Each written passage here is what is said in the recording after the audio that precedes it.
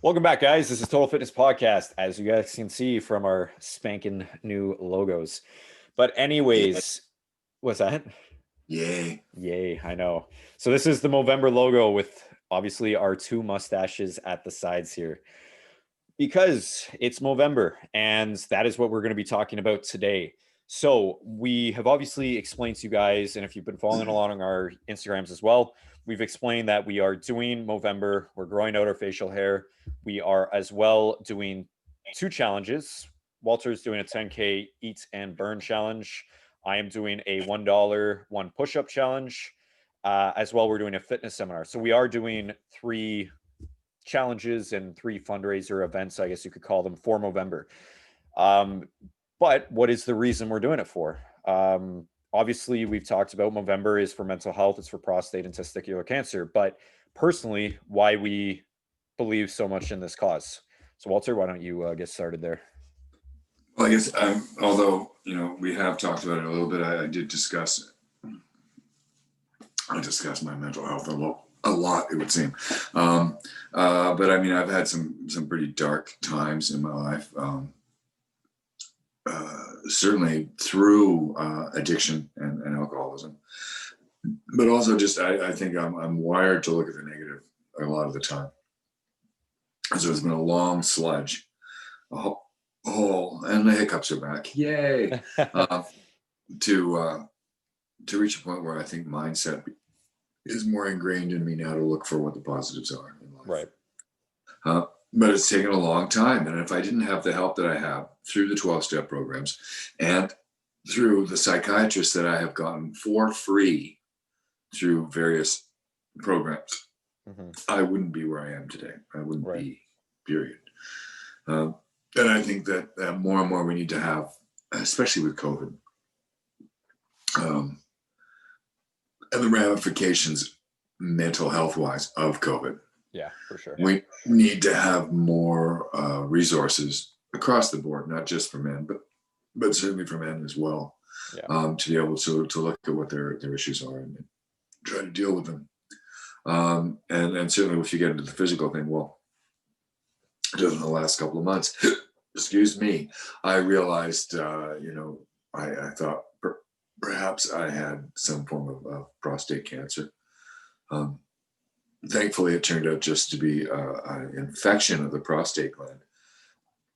Who knew? I didn't know you could even get those. But because we don't talk about it, men have no idea what's going on below the belt. Seriously, we have no idea in terms of what the prostate is, what health is. Yeah. We don't talk about it with each other, and we don't talk about it with our doctors. I mean, my doctor would talk about it before doing the exam, and I would just be like, okay, I'll do it, get it over with. Right. But I think it's more important that we discuss amongst ourselves. That guy, good.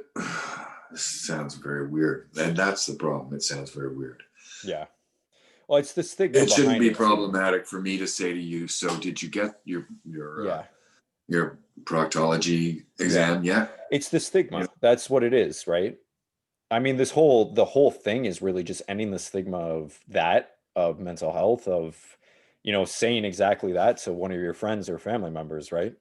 Yeah. Because, I mean, look, and I'm not trying to compare pears to apples or whatever, but you get women and it's very regular. Did you get a mammogram, or have you checked for lumps lately? Have you done this lately? It's less taboo, I guess, where with men, it's, again, from very young ages, we're told, hide your feelings, be a man. What is it to be a man? Don't cry, show no emotion. You don't talk about your problems, right? That kind of thing. And it creates a lot of problems that unfortunately could end up with you either, suicidal and dead, or just physically ill and then end up dead because you waited too long to figure out what was going on. Yeah. So, yeah. I mean, something as simple as a physical exam of the testicles. Literally just, I'm check for lumps. I'm sure most of you guys, if you're a male listener, I'm sure you probably have at least one time in the day have your hand down there. So just check for it. But there's a difference between that and examining for lumps. That's true. I'm just saying at the same time, just, Right? slide a little lower. But yeah, Okay. that's it, right? So did you have anything more to add, or? Yep. Yeah. How about you? Yeah, so just briefly, I mean, again, we've talked about the mental health stigmas behind it. I think I've talked about it enough personally. Again, the body dysmorphia, depression, anxiety. It was more, I held it in for so long because, again, be a man. Mine were more in my teens and early 20s. So it was like, yeah, I always pictured it like nobody wants to hear my problems. No girl wants to hear that I had a crappy day. No girl wants to see me cry because it's like it's not manly. And you look at all these magazines and you look at movies and I have Captain America and like Amazing Spider-Man and all these guys, big buff dudes. And for me, the body dysmorphia, I wanted to look like them. And all these movies are coming out showing like Chris Evans, super muscular, Captain America went from the skinny guy to the big guy. But, like I was always the skinny guy and it just affected me a lot. But, anyways, you guys know about that stuff. The main point was when I finally was able to accept that I was at the point of my last few suicide attempts, it was like, again, I've never really talked to anybody about those, but the last big one um, was when I finally realized, holy shit, I really need to get help. And I was lucky to actually understand that. A lot of people don't get to that point and just end up in the cycle, right?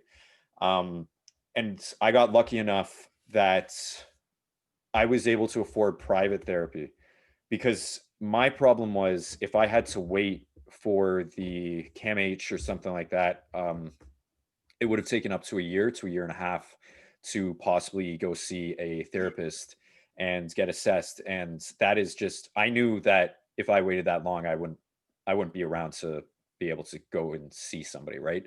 So I was lucky enough that I had to pay out of pocket. And obviously my parents helped me at the time. So thankful for them as well, that I could go and see a therapist. But not many people can afford that. It's really expensive. And if you're going 2 to 3 times a week, if you're going for even just once a week over the course of 2, 3, it's not a simple, oh, you did one session, you're done. It's like personal training. You need consistency, right? You need to consistently work on yourself. Um, if I didn't have that, I'd be screwed and I'd probably be dead. And that's the problem.